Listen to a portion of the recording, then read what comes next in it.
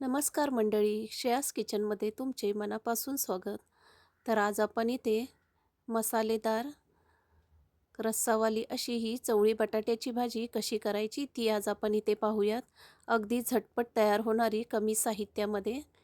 तर इथे मी 4 ते 5 तासासाठी ही चवळी भिजत घातली होती. तर इथे मी एका कढईमध्ये 3 ते 4 चमचे तेल घेतलं आहे. त्यामध्ये अर्धा कांदा बारीक चिरून तो साधारण तांबूस कलर होईपर्यंत परतून घ्यायचा आहे.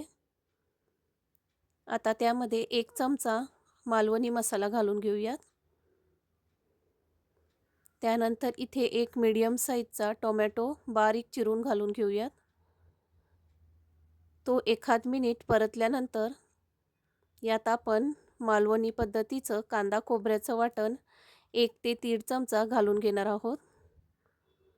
आता हा सर्व मसाला एखाद मिनिटभर परतून घेतल्यानंतर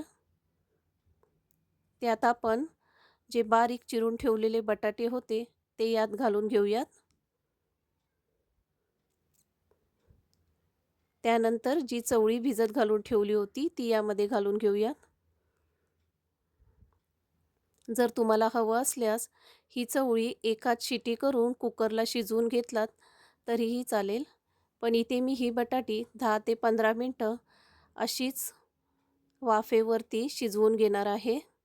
यात आपण ही भाजी परतून घेतल्यानंतर अर्धा कप पाणी घालून 10 ते 15 मिनटं झाकण ठेवून ही भाजी शिजवून घेणार आहोत. तर 10 ते 15 मिनटामध्ये ही छान मसालेदार रस्सेदार अशी ही आपली चवळी बटाट्याची भाजी बनून तयार आहे. थोडीशी त्यावर कोथिंबीर पेरून घेऊयात.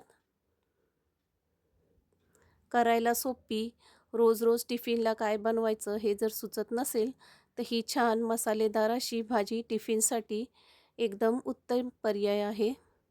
तर आता आपण ही भाजी एका प्लेटमध्ये काढून घेऊयात.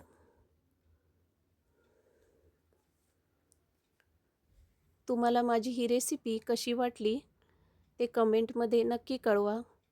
जर ही रेसिपी तुम्हाला आवडल्यास लाईक करा, शेअर करा आणि माझ्या चॅनलवरती जर तुम्ही नवीन असाल तर सबस्क्राईब करायला विसरू नका.